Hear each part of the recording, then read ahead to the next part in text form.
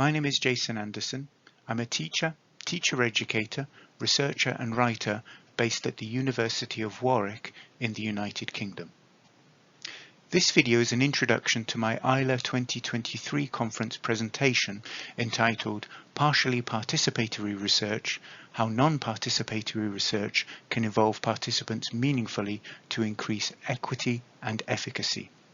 In this talk, which will focus primarily on research in education, I will argue that a wide range of research methodologies can potentially be made participatory, and that there are advantages to partially participatory designs when contrasted either with fully participatory research or non-participatory research. I'll begin the talk by looking at how participatory research is typically characterized in the literature, and then look at varied models or ladders of participation to argue that participation actually comes in degrees. This will lead to my own working definition of participation, and I'll then look at some of the potential benefits and dangers of partially participatory research designs.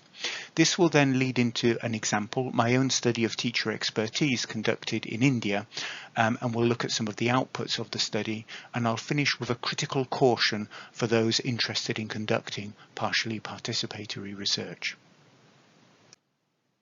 So let's begin with the question of what is participatory research. First, it should be noted that opinions vary. However, many definitions, like this one from Cornwell and Dukes, tend to conflate participatory research with action research, which are actually separate things and don't need to go together even if they go together well. As Bergold and Thomas observe, participatory research shifts the emphasis from action and change to collaborative research activities. And as I will argue, research carried out with participants is actually quite different often to research carried out by them. They're not the same thing. So I want to ask, is participation an all or nothing affair? My opinion is no, it is not, and the community development literature agrees with me. In this community development literature, there are a number of ladders or hierarchies of participation, all of which originate in Sherry Arnstein's ladder from 1969. Note that the types of participation at the top of the ladder are more participatory. Arnstein's model influenced a large number of subsequent models, including Roger Hart's, which has been widely publicized by UNICEF, and Jules Pretty's model, which I have reversed here to make comparison easier. Now, I'm not going to spend too much time describing all of these different levels. You can check the papers yourself if you're interested, but we can see similarities across the three frameworks. Firstly, the activities on the lowest rungs of the ladder are not seen as legitimate participation by these authors. We have things like manipulation and therapy, for example. Above these, we find activities that do involve participants, but primarily through acts of consultation. So it's only when we get to the top half of these ladders that we can see that the participation becomes more meaningful and functional, as Pretty calls it. And then at the very top, it's interesting to note that the notion of participation essentially transforms into something rather different, within which the community mobilizes itself to take control of the agenda. And many, but not all, of these academics typically assume that the higher a project climbs up the ladder, the better it is. An idea that I would like to question. So I'd like to focus your attention on what might be called the first levels of true participation on each of these ladders: partnership on Arnstein's, shared decisions on Hart's, and functional participation on Pretty's, and there's important similarities between these. The key word for me here is Arnstein's partnership, the idea that participatory research can involve an equal collaboration between researchers and participants that draws upon the strengths of both and is beneficial to both parties. Now, when one looks in detail at different sources within both the community development literature and others in social science that argue for collaborative participation, one notices that these sources tend to agree on two minimum requirements for a study to be considered participatory. Firstly, that both parties must benefit from the research process in some way, and secondly, that there needs to be meaningful interaction at the stage when the project is designed, specifically, as Cornwell and Dukes observe, when research questions are formulated and the outcomes of the project are identified. And as I have argued, these can be achieved by adopting functional participation. With this in mind, I would personally prefer to define participatory research as that which involves key stakeholders and researchers working together to varying degrees in order to identify and pursue outcomes that are useful for all parties, a definition that is inclusive of partially participatory designs. But why might partially participatory research be a good thing? Let's explore that for a moment. On this slide, I've included some advantages, specifically advantages compared with fully participatory research, as well as some potential dangers. With regard to the advantages, the obvious one that is true of pretty much all participatory research is that there is greater equity because power is shared between participants and researchers. There is increased usefulness and relevance for participants because they're involved in helping to decide what the focus of the project is and what the outputs are. There is a sense of shared community in practice as we work together to conduct the research and to interpret the findings. And it also facilitates more effective data collection and analysis, as I found to be very true in my own research.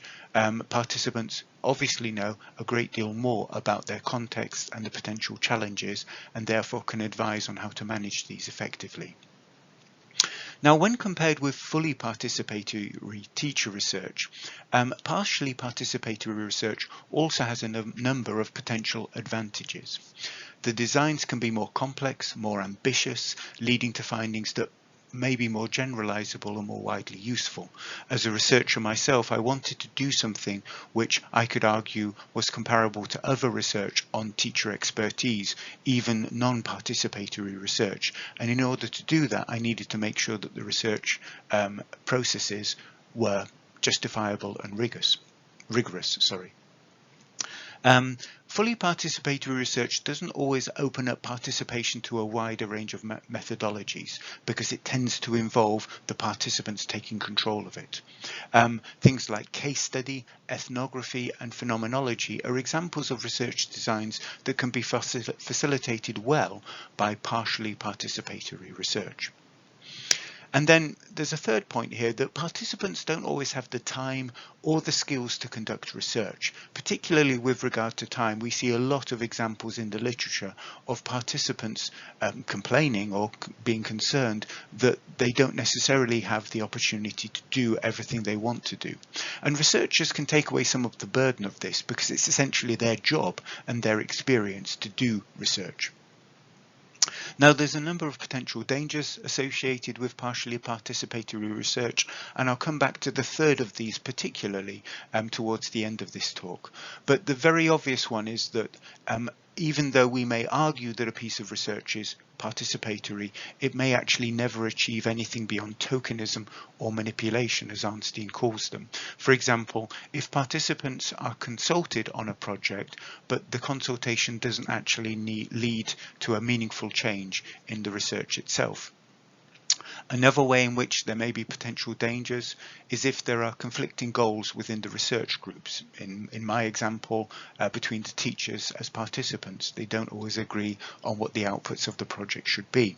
And thirdly, what happens if they don't like the research findings? Well, that's true of any research, but there are important ethical questions that one has to consider in a participatory design to ensure that what the research project produces is agreeable to everyone involved. So I'd now like to provide an example of a partially participatory design, my own PhD study, a participatory comparative case study of teacher expertise in the Global South, involving 8 English language teachers from all across India, all of whom were working at secondary level in state-sponsored education. This table summarizes the basic stages, although it also gives the potentially false impression that the stages were pre-planned and clearly separate, which they weren't. One of the important things to note about participatory research is that the design itself has to have a degree of flexibility built in, because there is obviously a lot that you don't know when you start the study. The preparatory phase involved conducting exploratory research with teachers in a relevant community of practice, which was a teacher association called INET in India, to ensure that I understood what teacher quality, teacher effectiveness, teacher expertise meant to them. In the first stage of the study itself, based in part on this and also in part on the literature on teacher expertise, I began to theorize and develop a definition of teacher expertise that I would use both from a theoretical perspective in the study in my own research, but also to recruit the participants in a way that was appropriate both to their understandings in this community, but also that was equitable and enabled the participants themselves to have choice and decision regarding participation. So in phase 2, I invited participants through an online form distributed via the Teacher Association. Interested teachers were able to complete the form to provide an initial indication of whether they met inclusion criteria. In other words, they were presented with some of the widely used criteria for teacher expertise study participants and to self-evaluate the extent to which they met these criteria. If they did, they were invited to an interview to discuss it further before committing, an online interview. This approach worked really well because those who volunteered were enthusiastic, and all 8 of the participants who eventually went forward to participate in the study met at least 5 of the potential criteria for teacher expertise, meaning that we achieved a high level of rigor from the point of view of that wider literature. This multiple criteria approach allowed me to argue that I had met best practice recommendations for participant selection within this literature, which was important to me to ensure that the study itself had validity comparative to other studies of teacher expertise. Perhaps the most important phase, phase 3, was the one in which we met together for a one-day meeting to plan the study and the outputs. During this day, we identified a specific focus from the research from a range of designs, including more quantitative designs such as match pair or observational studies, to more qualitative things such as ethnography. We also formulated the research questions together, and while my requirements as a PhD student were always made clear to them, the research questions ended up being much richer for their input. Because they selected both an ethnographic design and a whole person focus, it meant that the study itself portrayed them as rounded individuals rather than simply practitioners in the classroom. And this was a really important feature of teacher expertise, both in the wider literature and in my study. We also discussed different outputs for the project. There was a lot of disagreement at this stage about what it would produce. They all wanted to produce some kind of book, but we didn't come to an agreement about what exactly the book would be or how they would produce it. So we left this, and it was discussed further through our online chat group over the next few months. With regard to the danger of tokenism or manipulation that I mentioned earlier, I gave the participants time to discuss certain issues relating to exploitation without me being present in the room, so they could discuss these matters together. They also elected a group spokesperson and created their own chat group without me present to discuss such issues.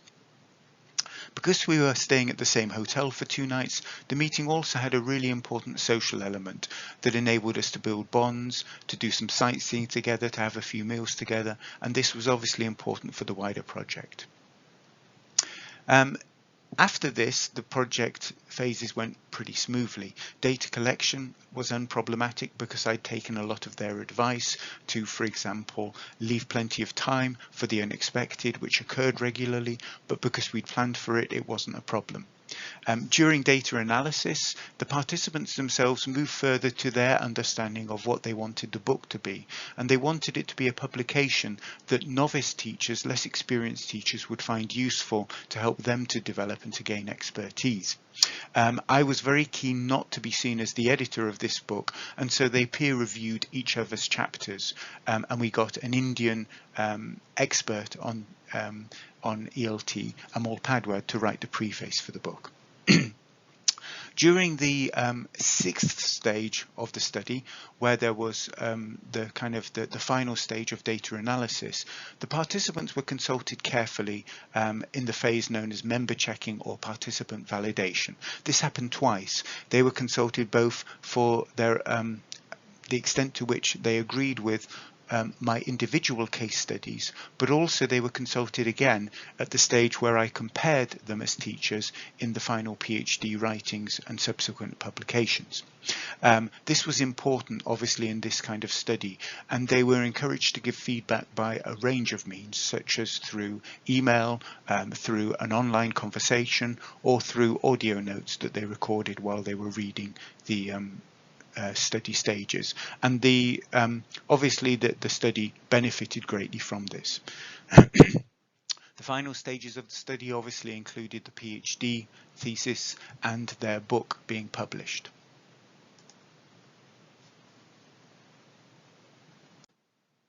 So let's have a look at some of the outputs of the project. Obviously, this included my PhD study, a number of research papers, and this book recently published, partly a monograph on the study, but also extrapolating beyond it to look at teacher expertise research in general. Other publications included teachers' publications and presentations on the project. This is an article written by one of the participants, Vinay, for a local Indian teacher magazine. We also did a large number of webinars together, both for the INET Teacher Association and also for organisations such as the British Council, in which the participants were able to give their opinions on different pathways towards teacher expertise.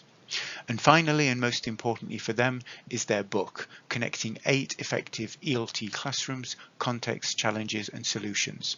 A book written mainly for novice teachers, but also for peers with them as the authors. Let's have a look at some of the pages from the book itself.